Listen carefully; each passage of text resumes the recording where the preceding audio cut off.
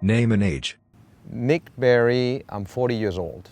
Diane Sorantino, and I'm 56 years old. How did you start clay shooting? I started as a little kid as hunting with my dad, bird hunting mainly. And after having played rugby for 20 years, my body wouldn't follow up. And so I had to find another activity. And about 6 years ago, a bit less than that, I started sporting clays because my wife said, hey, you're good at bird hunting, why don't you try to compete in that? And now she has regrets about it. I started clay shooting probably like a lot of others through a family member, so it would be my father. And he got me started at the ripe old age of 9 years old. What's your favorite discipline? I started as a FITA shooter, and I think to this day, it remains my favorite discipline. I shoot a lot of sporting clays as well, which is another one of my favorite one, but I think FITA, because of the targets, would remain my favorite one. I really love them all. I probably started in the shooting in trap. I kind of transitioned a little bit over to skeet, and then got into sporting clays, and then ultimately shooting FITA as a discipline. And I think of all those, FITA is my favorite. How do you call the clay target? Strange sounds allowed. No, just kidding. Boom. You know what? I don't even know. Let's see if I can duplicate that. Paul. How do you react after a perfect series? Of course, inside, I'm very happy about it, but I try to forget about it to, get to the next one without having this bad mindset when you start a new pair. Oh, I'm pumped. I can break all the targets. I'm pumped. Usually a little fist pump. How do you react after a bad shot?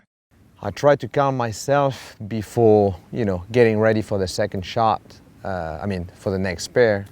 So I kind of breathe as deep as possible, sometimes squeeze my favorite shells, put them very gently into the bucket, think about my next pair, and just call for it. Oh, geez. Well, I like to think I keep it under wraps. It's a difference between a bad shot and a really difficult technical target maybe you missed. If it's a bad shot because I know I made a bad move, or my preparation wasn't right, I'm probably a little bit harder on myself. I just kind of my favorite thing to say is, oh, Diane. If it's a hard target, real technical target, and I get out of there on a good score, I'm usually pretty happy. What's your favorite shell and why?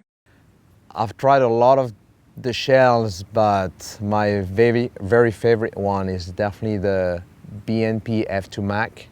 I like the 1 ounce because I think it's gonna break any target that you can find in any shoot. And it's gonna break it hard. So I like the 1 ounce, 1300. And I would say I'm a believer in number 8 pellets. I think also that it can break a lot, and I feel that I see more smoke when I hit a target with number 8 pellets versus 7.5.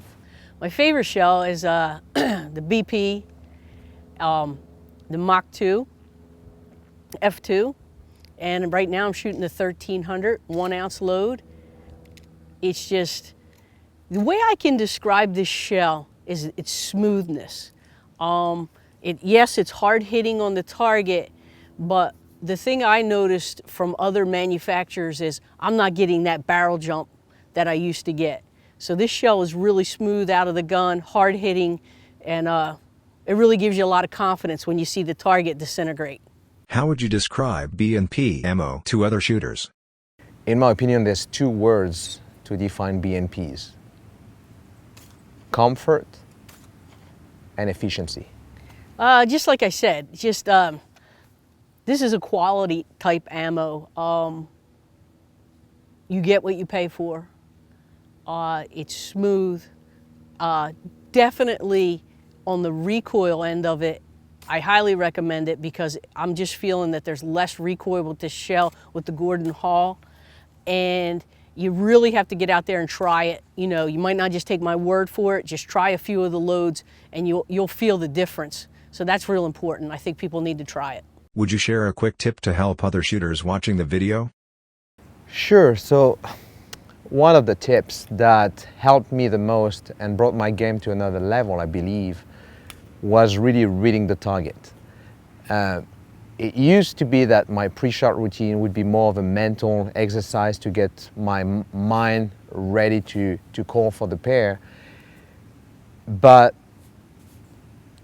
reading the target actually made it even better. What I mean by reading the target is, okay, I'm seeing this target, the line is very clear, it's from there to there, and then I would force myself to put some markers on the background to know exactly what the target is doing. So there's no more unknown in when calling the target. I know exactly what the target are gonna do, I know the speed, I know which point it's gonna reach, and now making my plan is way more simple. Quick tip with shooting is it can be complicated at times and we overcomplicate it. So stay within your game, have your own plan. Now, it could be a good plan or it could be a bad plan, but you got to work on that. So try to have a good plan and you go out there and stay within it and execute. What is your best achievement and why? So I've got some teammates that are world champions and have had great achievements. I'm building up my achievement right now. The best I've had was probably ending up in the final of the PSCA. I was able to compete against great champions like Bill McGuire, Corey Cruz, Braxton Oliver, and ended up in final. Unluckily, I lost to Tom Say, who's a great shot, but that was probably one of my best achievement together with shooting another of the PSCA event. We had to shoot also the Oklahoma State. All the big shooters from the US were present. And I remember that I knew the first day that Derek shot 100 straight. So I thought, yeah, you know, now you know what you have to do. And I had never shot 100 straight. And I ended up shooting 100 straight, knowing he had one. And on the second day, I was first rotation, shot 96.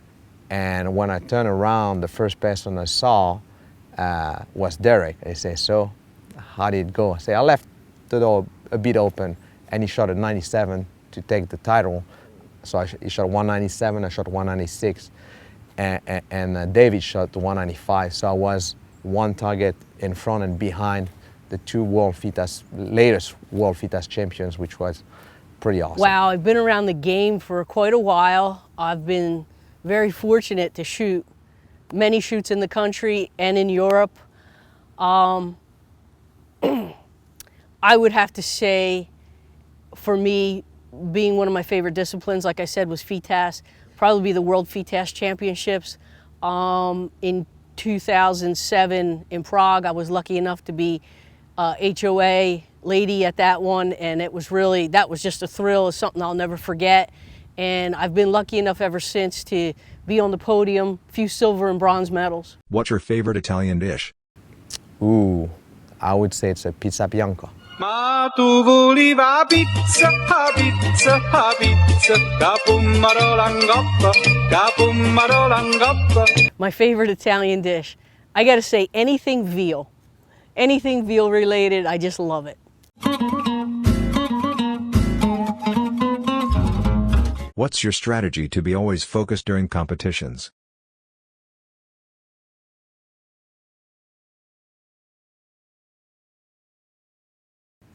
It's tough, and it's a very tough question on my end as well, because I work in the industry, and working in the industry I try to work, shoot, and I do also a lot of blogging, videos, so I try to find the best way to stay focused. It's hard. I've tried to work on that also with a mental coach, Henry Hopkins from UK, and still working on it, still finding the best plan, but I'm getting there. Oh, that's hard. I think that's hard for a lot of people. This is a game of many, many, many distractions. You know, we're out there, we see people maybe we only see a few times a year. We're saying hello and we're talking about other things. So it's kind of hard on some of these tournaments to really stay within yourself, but you have to really try and keep your focus where it belongs, on your target. And what's the key to that? I wish I had the $1 million answer. Which city or place in Italy would you like to visit? I was born and raised in France, so I was not very far from Italy. I visited quite a few of the cities. I would say I like Florence. Another city I like, it's a bit cliche, but Venice is really nice. I would say I'd like to visit some cities in the south, maybe on the coast, in the south of Italy. Oh, geez. I've been fortunate enough to visit Italy several times, several different cities, and my favorite, geez, it's going to be really tough to come up with my favorite city, but I've enjoyed most of them, and the food is top notch. And usually the targets are top notch, so, and we know the shotguns are, and the ammunition.